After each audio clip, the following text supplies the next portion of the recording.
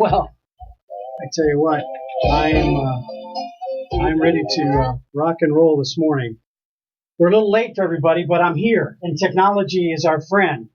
And as I say that, hearing Aretha Franklin in my ears. By the way, Aretha Franklin, the movie about her life and times as a soul singer, is being played right here in Denver, Colorado at the Denver Film Society. So give everybody a boost on that. And in case you're wondering who this is, it's 11:04 a.m. Mountain Standard Time, and it's 360 Performance at KUHSdenver.com, and we're here to talk about your EQ.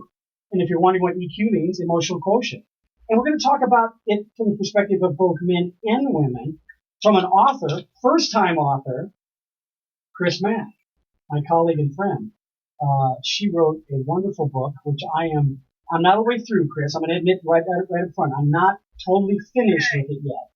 But what I've read so far is right on task with the mission and vision that you have stated you have for the book, and looking at and listening to the comments of women over 40 and their journey. I hesitated. Initially, I was starting to talking about struggle, but that's not right. It's journey.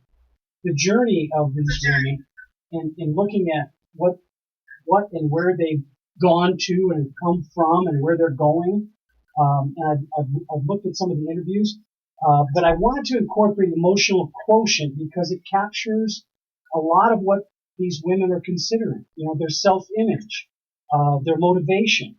How good are they at being aware of themselves in the space that they're in, and that resonates with me because I'm faced with it almost on a weekly basis of examining awareness of both men and women in very competitive arenas. And those arenas are many times on a professional sporting field, or on occasion I get into the boardroom in the executive suites and talk to the women and men about that. But it's that dichotomy that I want to hear the women talk about that. How they're handling that relationship with themselves and looking at their own emotional intelligence, as well as how that is being reflected to men and other women in their world. So that's kind of the setup for today. And as I say that, I want to also add some other facts to the setup with some real life stories, some of which happened last night with the NBA finals. There was some EQ going on there, going on to Game 6 or Game 7 with some teams. So I'm kind of wondering, who's going to come out on top after they have to face the Game 7 scenarios. The Nuggets are going to face that. The Philadelphia 76ers are going to face that. And as you are listening to us talk in my long introduction to Kris and her book, for some reason, Kris, I always want to say excuses. Why do I want to do that? Is that a male thing in me that wants to say, instead of approval, I want to say excuses? No. That's an interesting conversation. Yeah. We need to delve into. Maybe you could be therapeutic with me. Absolutely. But it's No Approval Needed is the name of the book. No Approval Needed is the name of the book. It's on Amazon right now. You can get your Kindle version, your paperback versions. You can check in on Kris. So there's a lot of emotional intelligence, energy in the competitive world right now with the NHL playoffs, the NBA playoffs. Major League Baseball is starting. And you have all different kinds of things going on in our world of sports and entertainment. But with that being said, I want to talk to my professional first-time author of the No Approval Needed, Kris Macc, and that's the shortened version because I just really destroyed her last name every time I try to say it. You're the reason I shortened it. It is me, it is us that have difficulty speaking the words. So the first segment we have is mindset. Our first segment is mindset, and we want to talk about removing the negatives. If you start the day, instead of trying to strive to a positive place, is remove the negatives, because what's left over is the positive. And so with that being said, when you start your day, Kris, as the first person on your interview cycle of women over 40, and you start your day, what do you do to engage your EQ to get it to that place? It's a great question.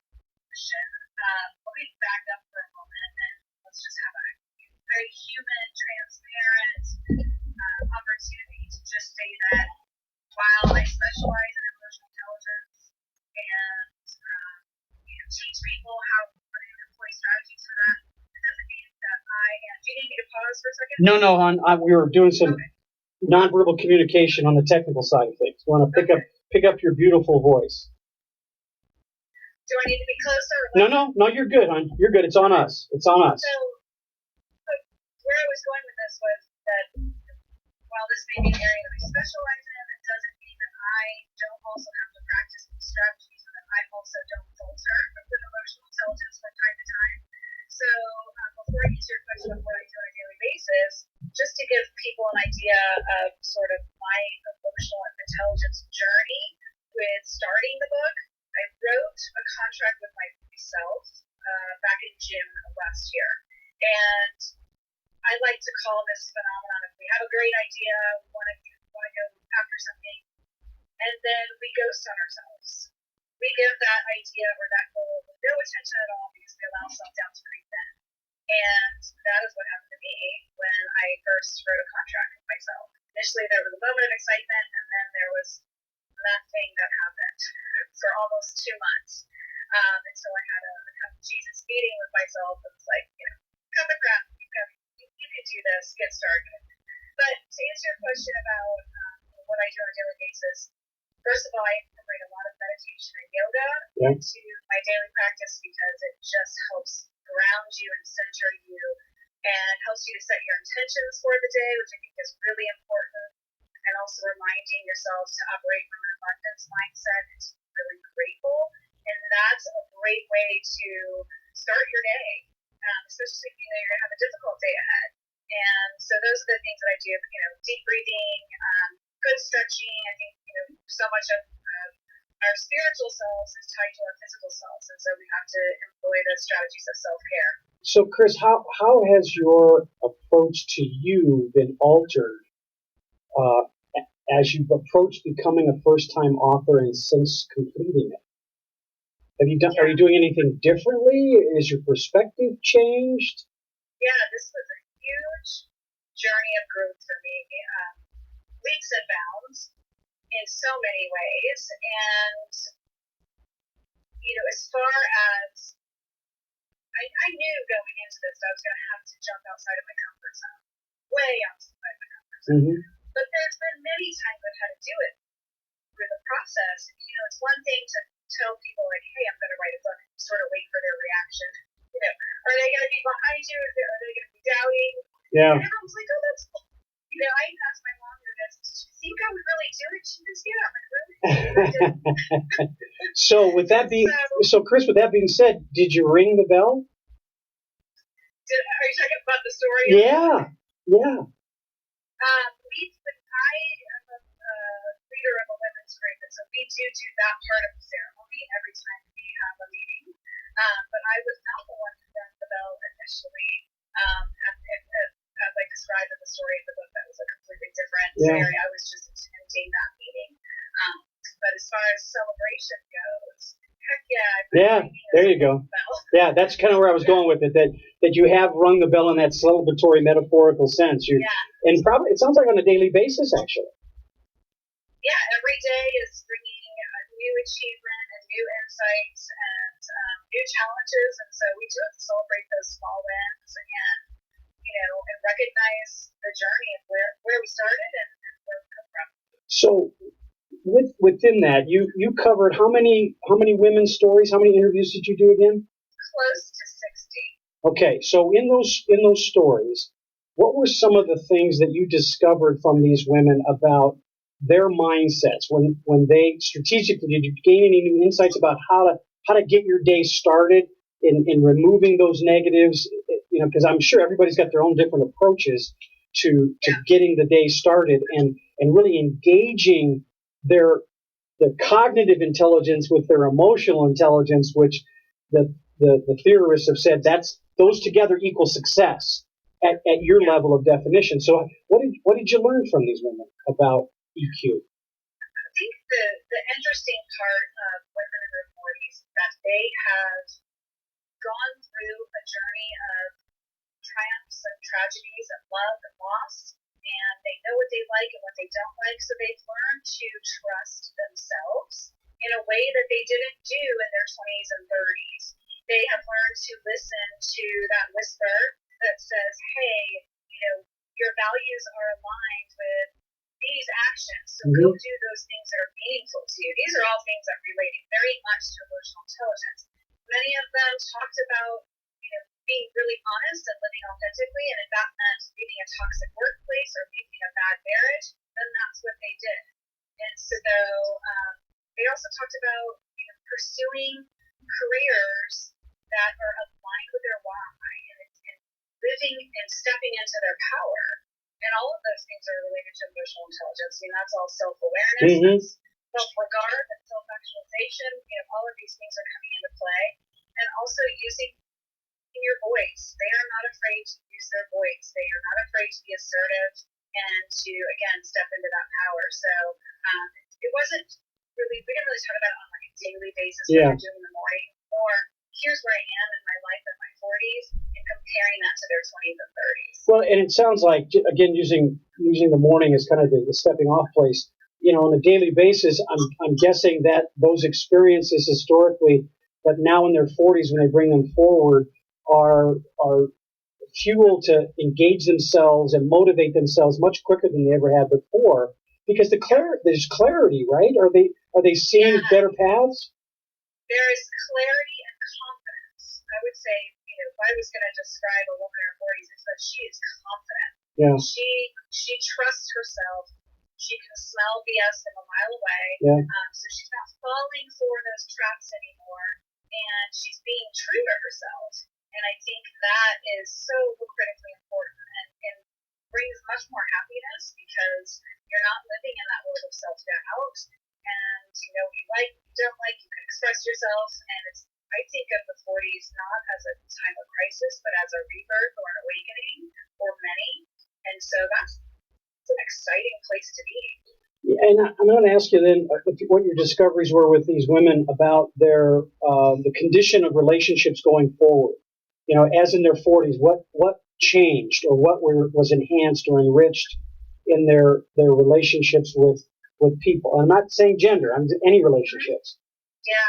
So I think another central theme is that when women in their 40s recognize that they need more women in their life. So when we're in our 20s and 30s, we are distracted by other things. In our 20s, we may still have some of those good connections, but by the time the 30s come, there's a lot of family planning and working on your career. And so many times what you'll see is that those women relationships get put on the back burner. By the time we get to our 40s, we recognize that that's a void that needs to be filled. And we're much more mindful about that and intentional about creating those opportunities. When it comes to finding mentors, that was something else that was really important. They could be men or women. Obviously, having a woman mentor can be really, really helpful for navigating political climates, especially if you're working in a male-dominated industry. So that was something that was mentioned. And when we're talking about mentors, we need those honest mentors, somebody that can be that mirror and help you illuminate your blind spots. But we also need supportive mirrors. We need those people that can be our champions. And so that was also really helpful. And then just I would say, for our male colleagues, our male, companions, our male life partners, that here's a perfect example. Somebody said the other day that they were telling their husband that they wanted to get a playhouse for their grandchildren. And the husband said, oh, they don't need that. They already have too many toys. And the woman said, oh, honey, I wasn't asking for your permission. I was making conversation. So there's the difference of a woman, in her 40s or beyond. Yeah. That's perfect. Well, that's a great segue to the story is a great segue for the next segment, which is about skills. And as people know from our show, that skills means using the five senses and being aware. So as you shared that story, this is a woman going into a room, going into an environment with a whole different sense of who she is, that awareness. So I'm wondering what you discovered in the writing of your book and your own personal experiences about what level of awareness comes upon you now with these revelations. Are you seeing more details? Are colors more vibrant? Is the presence of people and the way they talk much more insightful or intuitive to them? Like you said, they said they pick up the BS quicker. They know because of the experience. But what has that meant to them then, with this heightened sense of awareness and utilizing all their five senses, their five skills to be more present then? What is that? How did that show up in the interviews? Yeah, I mean, I think it comes down to, again, I would say a woman in her 40s is very, very confident, and so she's comfortable in her own skin. Mm-hmm. Probably for some women, it's the first time. As women, we tend to shame ourselves very much so about our bodies and how we show up in the world. And by the time we reach our 40s, while we recognize that our bodies may not look as good as they did when we were shaming ourselves in our 20s and 30s, we finally learn to love ourselves, warts and all. And that's really, really important when we're walking into a room. I think they're really good about, reading the room, reading the emotional situations that present themselves, and that helps, again, when you're in interactions with people. So yeah, I think they're good at listening, and I think they're good now at expressing themselves, and those are skills that are important in life and at work. Are you finding, both in your involvement with your client base as well as the process you went through with the book, that there's a bit more distinction with social conditions? And here's my example. I'm writing an article about hugs, and when it's appropriate, when it's not appropriate. And as a teacher years ago, it was difficult to be able to accept a hug from a child who's no filter. They just run and get you, right? And you have to go, oh, hold on, yeah, because the perception would be, oh, what's that teacher doing? And especially if it's a male teacher with female students, and there are all kinds of social mores that we cross over. But what I'm getting to is there an extension of asking men, for example, to have permission to touch you or to hug you? I mean, now we're getting down to the shoulder, putting a hand on a shoulder. The Biden is the example that comes to mind that's been highly scrutinized lately. So I'm wondering if these women that you've interviewed and talked to, or maybe your own experiences in talking to both men and women, are we getting better at being aware of not only my space but someone else's? I ask permission now. Somebody I first met, they start coming to me like this. I say, hold on a minute. Do I have permission to hug you? Did I interpret it right that you want to hug me? And that's been fairly effective for me. So where are you landing on that particular? I think the water is very muddied, and I think people on both sides men and women are very confused by it, and it's an interesting phenomenon. I think men are nervous about it, and rightly so. Mm-hmm. They want to do the best that they can. Without, I think people have good intentions, but sometimes we're just not aware of cultural differences or just personal differences. And so I think your strategy of saying, I'm a hugger, is it okay if I hug you? I think that's probably good, because otherwise they'll go like this and they'll put their hand up and say, nope, I'm not, right? You're asking for permission, you're pausing before acting, and you're allowing someone to acknowledge that it's okay or it's not okay. Well, and so I'm gonna step into an area with regard to the title of the book, as we're talking here about no approval needed. Is that one-sided a little bit? So the women want to be.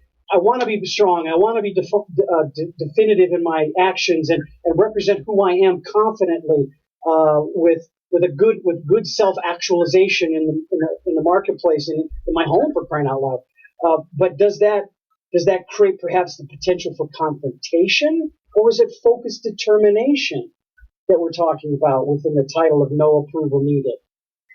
Yeah, I don't see it as confrontation. Okay. I see it as being unapologetic about being authentically you.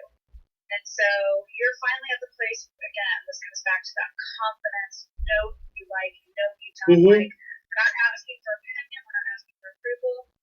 We're ready to make our own decisions and stand behind those and to express what it is that we need and want in our lives. And I think that that's an important place to be in. And, for many of the men in our lives, whether they're our coworkers or our companions or our life partners, that can be a real change for them. Because many of us were not, I would always say I was a very confident woman, but not in the same way. And so all of a sudden, this woman that you've known for 20, 30 years is confusing to a man. It can be when all of a sudden, they're not asking the men for permission or approval anymore.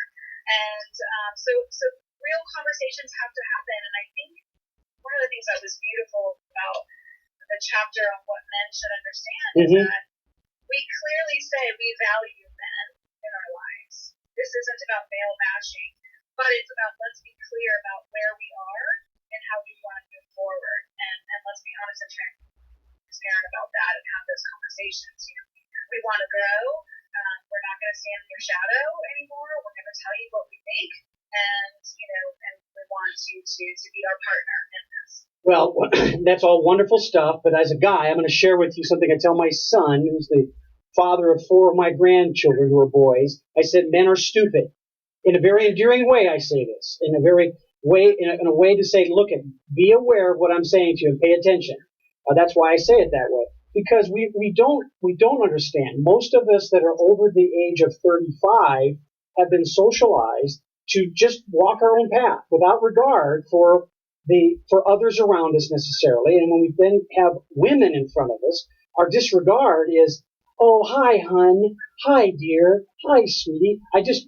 Those are not such good words, depending on unless I've had a conversation with you, that I've gotten your acceptance and approval. We have a relationship that you understand it. Or the other one is, again, going back to Biden. And I had to learn like he did. Within a few years, I had to learn a few years ago what it meant by don't touch me. It wasn't that she wasn't, there was something going on with her that I did not understand, nor would I ever, because of what it is happening at a cellular level with my partner. I shouldn't touch her. At the same time she says that, guess what happens to me in my head as a guy? I got offended. To the extreme would be, she doesn't love me anymore. And that's not a good EQ for me. I wasn't aware of what's going on. Now, one could say I can't be held responsible for what I don't know, which is a lot of things. But in this case, it was legit. And so I think we as men have a long way to go in really engaging our 5 senses in a skillful way in all types of environments. So my question then for you is this. Are women creating their own environments without glass ceilings now?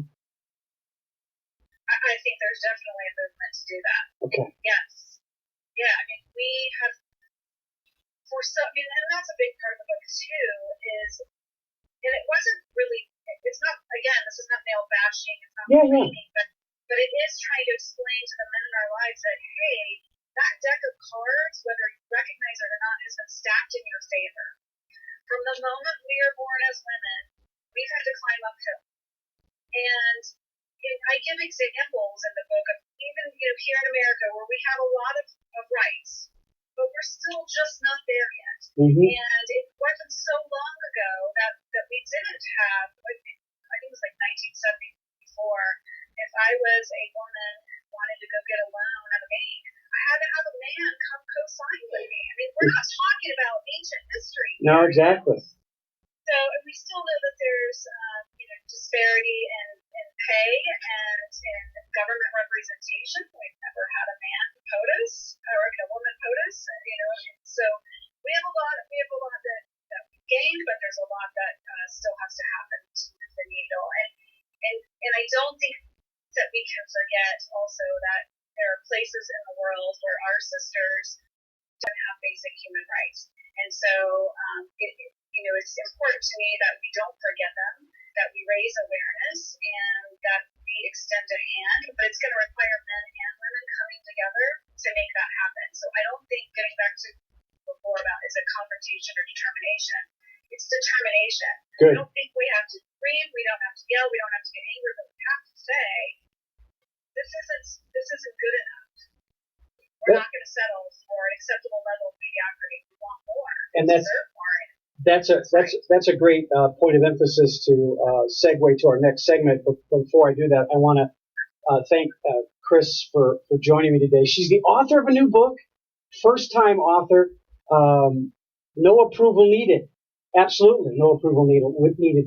With confidence, I say that because in a selfish way, I want that to happen in a dramatic global sense for the benefit of my granddaughter who's here. Liddy is almost 6, and my not yet to be born, but soon to come in September, my next grandchild. And I say that because at KUHS Denver, with 360 Performance, we try to bring issues to the forefront about performance, and it isn't always related to the sports side of what we do. But as I say that, I'm reminded of how there is no approval needed for a young girl to play the game of basketball in a competitive way, but we've taught them how to play it like a girl. It's a game. The ball dribbles the same way, whether it's a boy's hand or a girl's. The shot goes up the same way. The rebounds are the same way. The defense is the same way. So as a coach, I used to tell the kids, don't play like a girl. You're not playing the game aggressive in the way it should be played. It has nothing to do with boys or girls. It has to do with the game. Play the game the way it's supposed to be played. And I would extend that statement into the business world, your household. Play the game the way it's supposed to be played, and play it the right way. And that goes into our next segment on mental conditioning, which talks about environments. And when we get in these environments, what did you learn, Kris, then from these women, these 60-plus women, about how they have learned to adapt and adjust in varying environments? So what were some of the comments they shared with you about environmental conditions and how they had to adjust and adapt, and how it's now different at 40-plus? So I'm going to answer that question, but I want to circle back to something you just said about playing like a girl. I think there's been some, I don't remember what company it was, but there was a social media campaign about that we need to change that phraseology. And so they were interviewing people. What does it mean to act like a girl, or play like a girl, right? Yeah. And so, some would go, it's scream and like this fragileness and skipping and then they show the juxtaposition of it's out there, it's hardcore, this can be playing like a girl also, where it's totally badass and there's nothing weak about it. It's strong, and so I think part of that is just this cultural phraseology that we just got to change of how we perceive what that means. Yeah, we socialize our kids into a paradigm.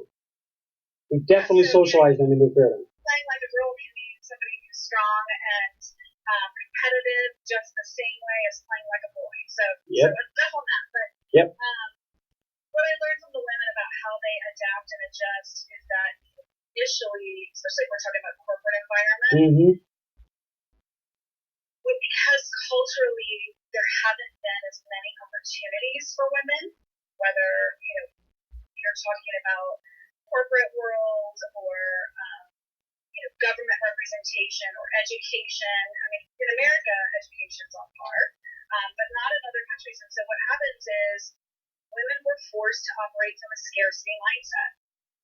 But now as we get older, and so they were very competitive against each other. I mean, almost worse than competing against a man. Women can be really competitive, and I hate to see that. It's very disheartening because what we realize when we get into our 40s is that we are stronger together, and we have to extend a hand and help each other and operate from an abundance mindset where there's room for all of us. We can make it happen if we hold hands and help each other and collaborate versus competing.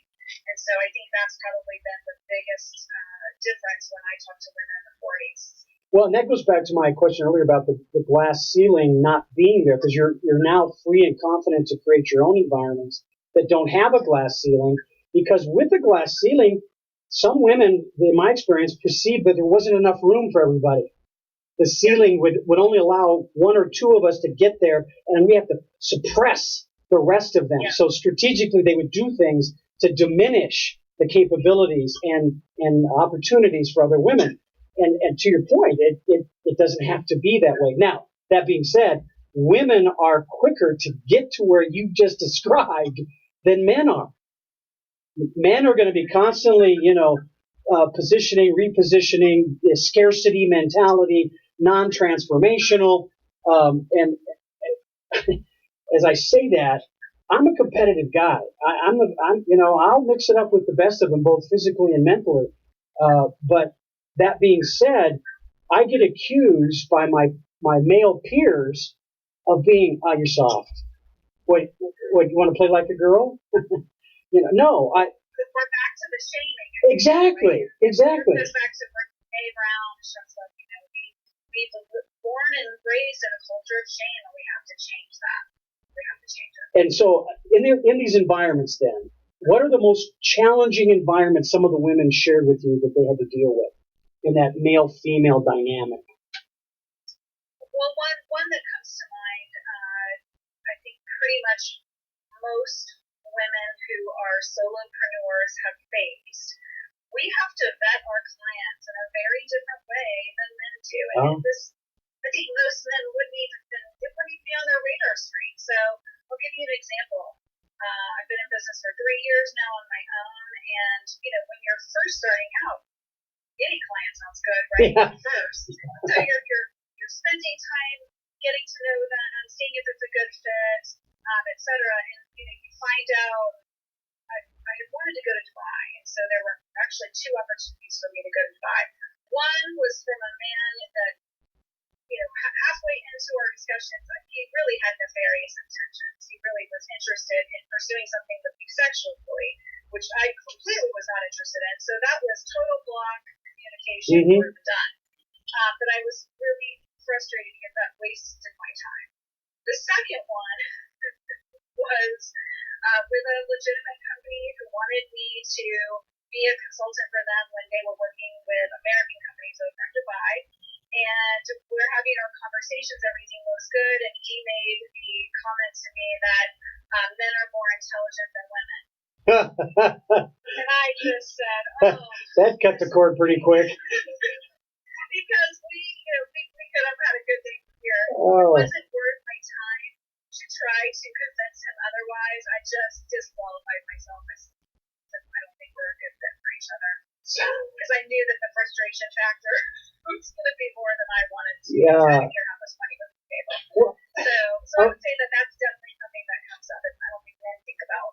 So the next question that I have for you, Kris, is in the educational environments that women that you deal with and I've perhaps dealt with as well, how are we changing those environments to educate our youth, both girls and boys, to not be that idiot that says women are not as smart as men, or the guys that think with their, privates instead of their brain? Are we making social change through the educational processes to give them some basis and examples of what is the right way to be the most productive, the most honoring of who each person is? I think it's better. My kids, I have twins, I have a boy and a girl, and they're finishing 8th grade, they'll be going in high school. And I think this generation is much more accepting and aware of differences. And I think that's a wonderful thing. When the Me Too thing happened, we talked about that at dinner, and I talked about it with my daughter, and I talked about it with my son. I think it was an important family conversation for us to have and highlight, why that's important to each one of them moving forward. And I think these kinds of things, when they happen, while they're very unfortunate and heartbreaking, and I have been a victim of Me Too, so I can totally relate to it, but I think they can be good because they open up the dialogue, try to reach some new understandings. And I do think this generation that's coming up hopefully will be better equipped in some ways to be more understanding and self-aware and more empathetic. In other ways, I think they're at a disadvantage because they've grown up with a device in their hand. So they've lost the art of conversation in some ways. It's like watching toddlers do parallel play. If you don't volunteer at the lunch in the middle school, everybody's on their device. It's like watching parallel play. People are not interacting. I'd like to see that change. So your comments caused me to think about the energy and focus that it takes to just deal with life in some cases. And if you're a professional woman, and I've dealt with professional athlete women, and one of the things that comes back to me from them is just how exhausted they are in performing at things that have nothing to do with their sport. It's just the management of the interactions.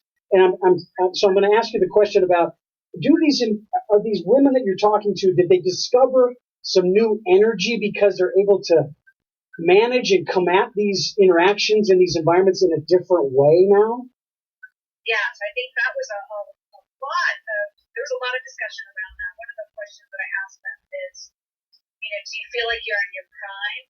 And if so, how do you know? What does that look like? Is it past you? Is it in front of you? One of the things that came out of that was a discussion around whether you thought you were in your prime or not.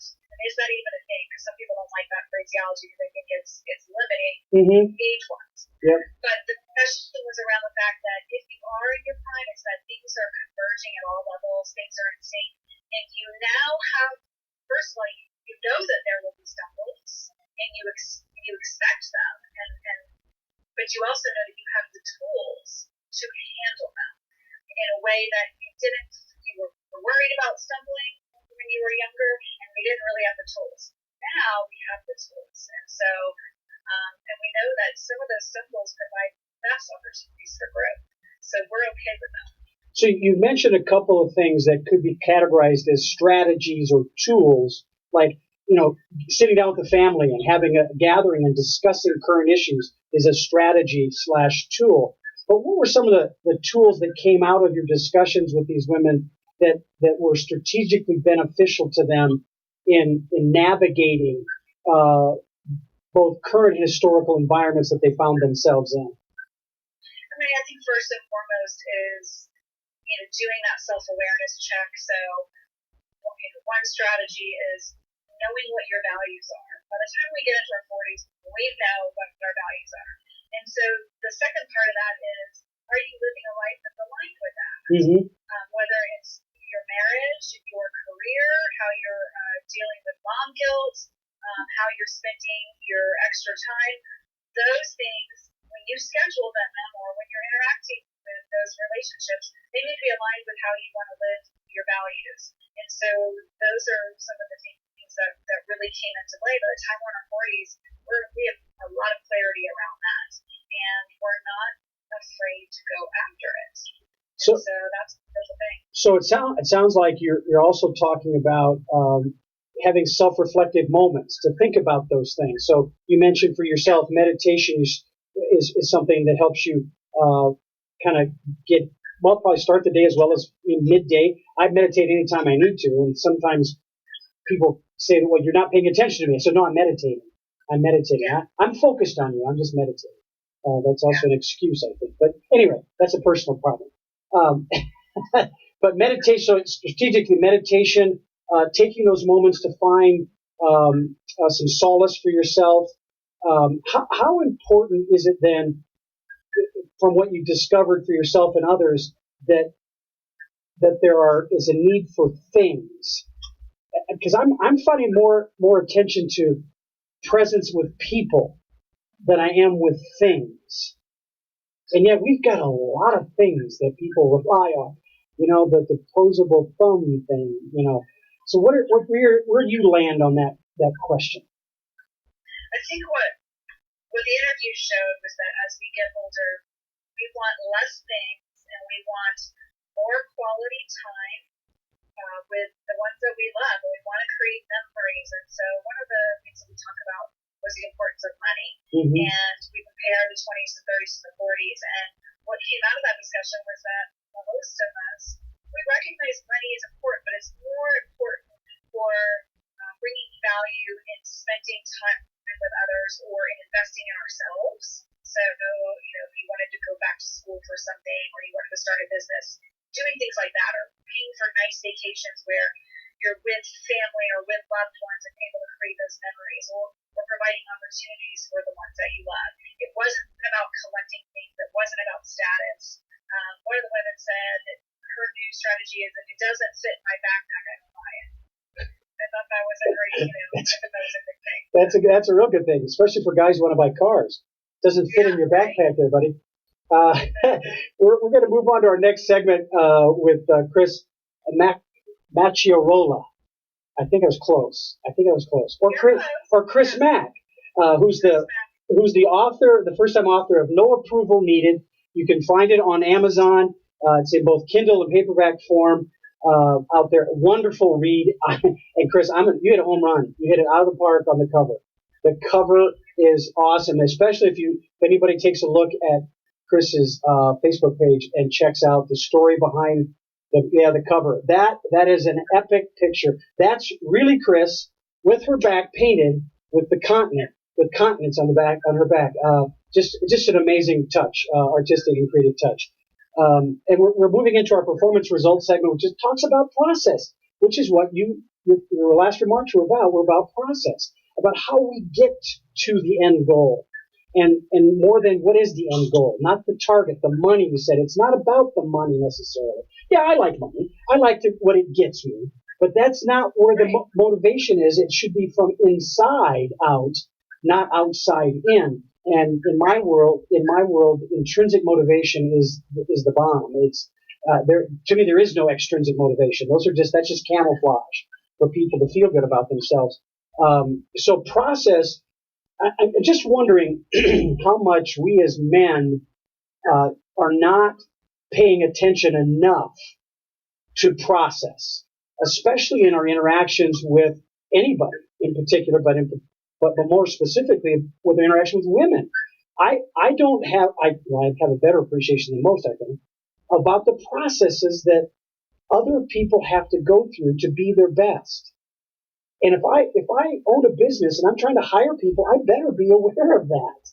I better want to be aware of what makes you you. What are the processes that makes you you? Because if I don't, it becomes hard for me to incorporate them in the environment so that you can be your best. So here's my question. What are some of the EQ processes that men overlook and should consider more often?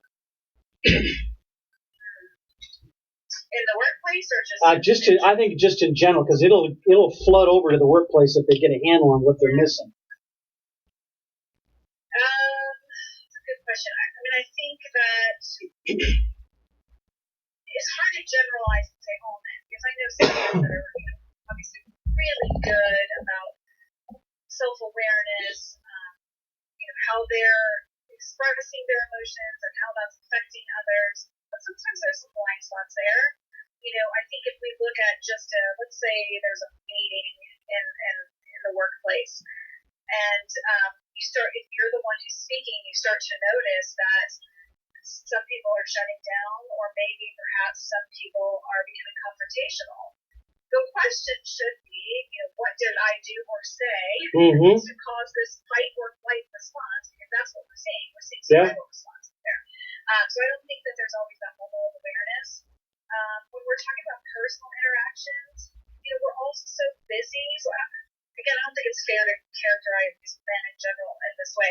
So I would say women do this too, but it's really being present and tuning in and giving that eye contact and actually listening instead of thinking about all the things that we want to do. Or when I talk to people and I'm coaching them, I try to give them like real life examples. So I say, if you're calling somebody in your office and it's supposed to be one-on-one time, you shouldn't be doing this to them. You shouldn't be looking at time. You shouldn't be doing anything else but looking directly at them. And how often do we have conversations conversations where we're looking directly at somebody, those are becoming less and less, right? Because we're so used to multitasking, but you're not showing that you value them. And I know that's not our intention. Our intentions are good, but that's what you're saying. But you don't do that. So Well, there's still probably a blind spot that we all have, and it requires, someone pointing them out to us. Well, to be able to improve. and some of the things you're saying, I'll move them into that sports management coaching realm that I have with athletics.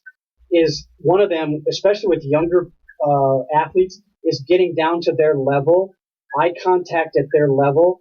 I've shared that with my son with his management of my grandkids, is to don't talk over them and down to them, because you're not going to, they're going to shut you off. Come down to their level. The other thing is to have acceptable areas of contact. Hands and fingers are really cool devices to communicate with. Just, touching their hands and fingers, which in our today's world is a process that seems to be reasonably socially acceptable. The other thing I wanted to ask you about then with that kind of a setup on processes is, and I agree with you, we can't just make a big brush with men versus women, but I know from my experience with dealing with mostly male athletes, empathy and social skills are the two ones that rise to the top as being the most overlooked and underappreciated, because they're so entitled. So many people are doing so many things for them in the area of empathy and social skills. I mean, they can literally have their headphones on all the time and stuff gets taken care of for them. Yeah. They don't have to think about it. And I don't, again, like you said, I don't want to generalize, but so my question for you is, if you say it, you will do it. To me, that's the definition of integrity. So when we're talking about the women that you interview, where does integrity fall for them now that they're 40 plus? Is it higher visibility? It is high priority that they are living authentically with integrity, meaning that they are living in a way and showing up to the world in a way that's aligned with their values and who they want to be. Very, very high on the list. Very high. What does integrity look like to them? Because living in their truth, stepping into their power, again, being unapologetic for what they like, what they don't like, what they want to do, how they want to live. It's all of those things. Yeah. So how are they dressing differently now that they're 40 plus as they represent their integrity, their command of themselves, their confidence of themselves? Did anybody share stories about they dressed this conservatively when they were 25 and now I'm not that conservative because I have confidence, or flip-flop that? I don't think we can paint, with that broad stroke. Okay. It was all over the place. Everybody had an individual as far as their fashion sense and what makes them feel comfortable or beautiful or embrace their sensuality. So it was a very individual thing. So it sounds like they had investigations of that, though. They were looking in those areas and really internalizing and saying, hey, who am I? Who is, being, like you said earlier, being genuine with higher integrity and authenticity. So then that brings me to this word, vulnerability. Because for my male colleagues that are trying to be better at who they are as a man in the world of Me Too and other influences in their world, vulnerability is difficult and challenging. Yeah. Did you get a sense of the vulnerability didn't change? Because there's the other side of the coin. The bias is, women are vulnerable. They're emotional. And that's not a truism. That doesn't represent the realities. So where does vulnerability fall in that area of confidence and stating their case about who they are? Well, that's an excellent question. It's one of my favorite topics, and there's actually an entire chapter on vulnerability because that was one of the things that I asked the women. So when I think about vulnerability, I like to think of it in the way that Brene Brown, who's the queen of vulnerability, describes it. That it involves uncertainty and emotional exposure and a level of risk. So if you think of exposure, uncertainty, and risk, there's nothing weak about that. That actually means you're stepping into courage. Yeah. So I hope that people start to reframe how they think about vulnerability, and that it's a universal phenomenon that we all experience. Every one of us has something that we feel vulnerable about. It's a very individual thing. And so I asked the women, what are some of the things that you don't want to admit to yourself, you don't want to say out loud, you would be embarrassed if others knew. And we had a lot of discussion around that. For some, it's more comfortable for them to step into vulnerability than for others. Some of the women have a hard time going there. They didn't even want to talk about it. It made them uncomfortable. So I prompted them to dig deeper. And to your point about men, no one likes vulnerability, first of all. Yeah. It can be very terrifying, but if you can lean into it, it can be so liberating. And Brene Brown's book, Daring Greatly, she does a wonderful job about differentiating how men experience vulnerability versus women. She talks about the fact that it is hard. Well, it's hard for all of us. It can be exceptionally hard for men because, again, it's that culture of shame. Man up, put your big boy pants on. Yep. No tears. You can't express emotion. I mean, when we tell men that from the time that they are babies, we are telling them to deny their humanness. It's ridiculous. That's not how you were designed as a human being. You're supposed to feel emotions. You're supposed to be afraid of things. You're supposed to be sad sometimes. Yeah. That's how we're designed. Kris, how does contextual reference influence when and how I'm vulnerable? Like, that's a great question. Yeah. Go ahead. There's just to say, because there's the workplace, there's home, there's on a date, there's playing I told this to a basketball player that's in the playoffs. I said, you need to be more vulnerable when you attack the basket. He says, isn't that a contradiction? Vulnerable when I attack the basket? I said, no, it's called fake. Show the ball, take it away. That's vulnerable, take the ball away. Oh, I get it now. Yeah, so contextual reference. I'm just interested in, is there a difference in the way and how I become vulnerable contextually based on where I'm at? It should be. Yeah. Absolutely should be, right? So we should be taking into account who's there, so the audience. Yeah. Is it a one-on-one, a group situation? Where are we? Is it a formal setting, an informal setting? The trust factor, how much do we trust the people that we're willing to be vulnerable with? I think all of those things come into play. And again, I'll reference Brene Brown because she's the expert in this area. Oversharing too much information is not necessarily something that equates to good vulnerability. That we should be judicious and discerning about who we share what with. But being vulnerable can mean that you put yourself out there. Writing this book was a very vulnerable thing for me to do. It was risky, that some of the topics were risky because I know that it won't be everybody's cup of tea. Yeah. I'm putting something in print that will be there forever, so people are going to have access to my words and may or may not take it out of context. And the grammar. I mean, Kris, the grammar alone, I would be vulnerable because I have really bad grammar. I'd be worried. That's why we hire editors. Yeah, exactly. I make light at a moment where we're getting close to the end of the show because this is not, it's a serious book. I really thank you for writing it because of the perspective you brought with so many voices to the table. And so that it's not just one channel of thinking, it's many channels wrapped together into a common theme. I really like that. It plays to my ADD. It really keeps me, squirrel. I stay on, it really helps me. And then when you wrap it up for me at the end, that's really cool. So I'm encouraging everybody to go out and pick up your copy or get your Kindle on for No Approval Needed by Kris Macc. And you'll love the cover and all that she has to offer in the book. And seek her out.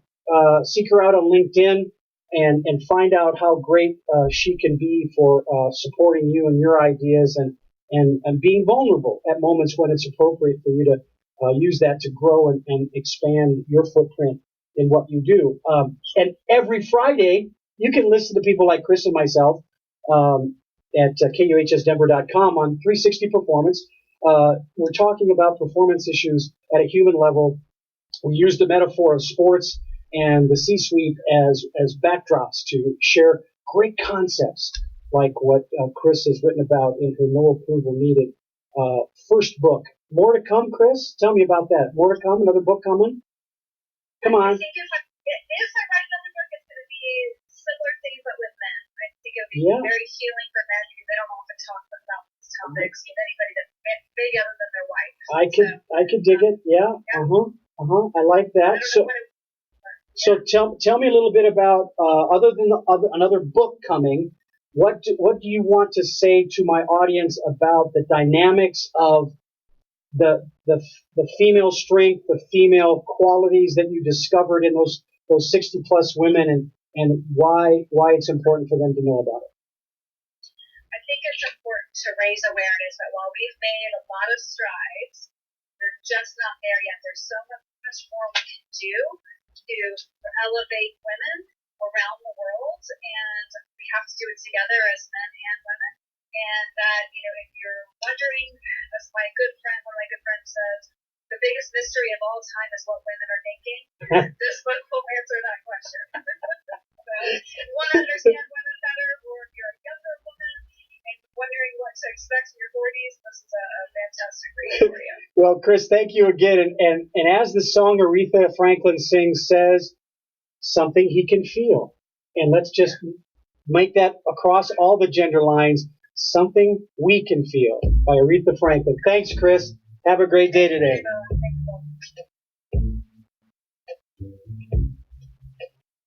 All right, you're still with me, Kris. I'm going to cut everything else off if you're still with me on some stuff. I want to thank you again. Thank you so much. Have a great day. We'll talk soon. Okay.